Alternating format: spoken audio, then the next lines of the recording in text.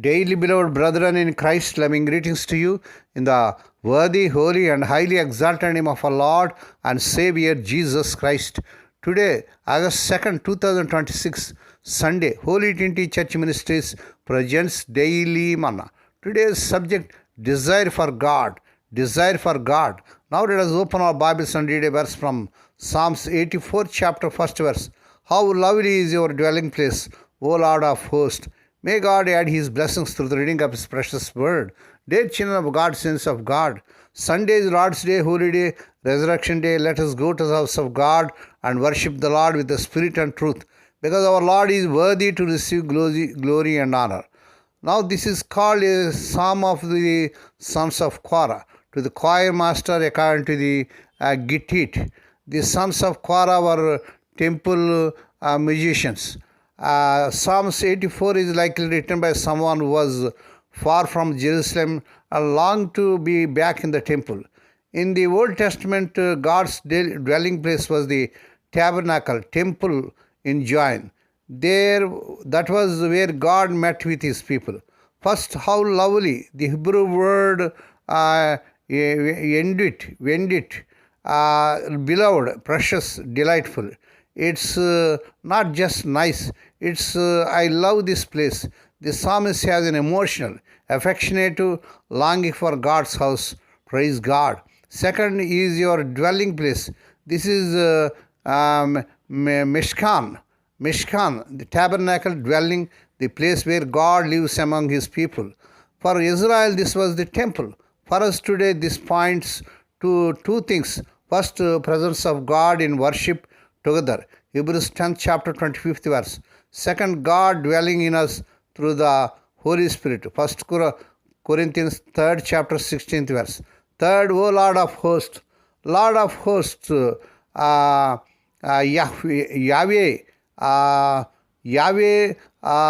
Sabain, commander of all the armies of heaven.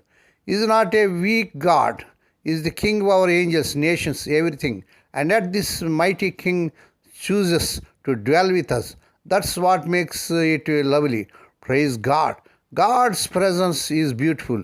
The world chases beauty in places. People thinks, the psalmist says, this most beautiful place where God is. Second, God wants to dwell with us. Hallelujah. The mighty Lord of hosts doesn't stay far away. He makes a home with His people. According to Revelation 21st chapter 3rd verse. Third, longing for God is healthy. The whole psalm is about homesickness for God. If you miss His presence, that's a good sign. It means your heart is alive. Fourth, worship is about relationship, not just ritual. They didn't just go to the temple out of duty. They loved it because God was there. Hallelujah. Do you find God's presence lovely, dear child of God? Church, prayer, worship, Bible reading. Do we see it as a burden or as beautiful? The psalmist says, when you really meet God, you start to leave the place where He meets you. Hallelujah. Second, you are God's dwelling place now. Because of Lord Jesus, we don't have to travel to Jerusalem. According to John's Gospel, 4th chapter, 24th verse. God lives in you. So your life, your home, your quiet time can become a lovely dwelling place. Hallelujah. Third, homesick for heaven. This psalm is also about heaven. Psalm 84 chapter 10th verse. For a day in your courts is better than 1,000 elsewhere. Hallelujah. One day we will be in God's direct presence forever. Thus the ultimate lovely dwelling place. Hallelujah. Fourth, prioritize time with God.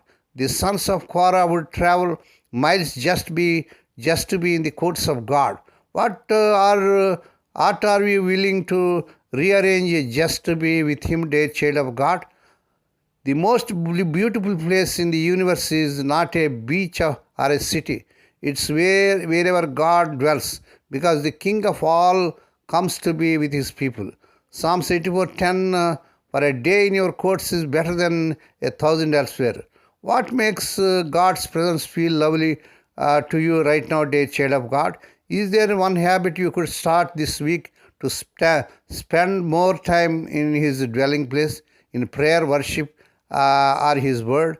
May God bless these few words. Now let us pray. Dear Heavenly Father, Holy Father, we thank Thee and praise Thee for this Lord's Day, Holy Day, Resurrection Day, to come to Thee and to meditate upon Thy word. Bless those who are listening daily and regularly. Bless those who are sharing Thy word to their friends and brother ones. Not only to hear, help them, Lord, to worship Thee and adore Thee and prostrate before Thee. Lord, we pray for those who are celebrating their wedding anniversaries and birthdays today. Lord, bless them and crown their Lord with the air of mercy, grace, and gladness. Perform a new thing in their life. Fulfill their heart's desires. Lord, we pray for the sick and suffering. Lord, touch them, heal them. Those who are in hospital, I say, Lord, touch them. Lord, let the healing virtue surge through their bodies. Lord, we pray for Thy servants as they're serving in the vineyard. Use them mightily to win many souls. Lord, we pray for Thy children as they're going out and coming in throughout this day. Deliver them from all dangers and actions. Give them safe journeys. We commit all these things into Thy hands. We ask Thee and give Thee thanks in the worthy, holy, and highly exalted name of our Lord and Savior Jesus Christ. Amen. The Lord bless you and keep you. The Lord make His face to shine upon you and be gracious to you. The Lord lift up His countenance upon you and give you peace. Amen.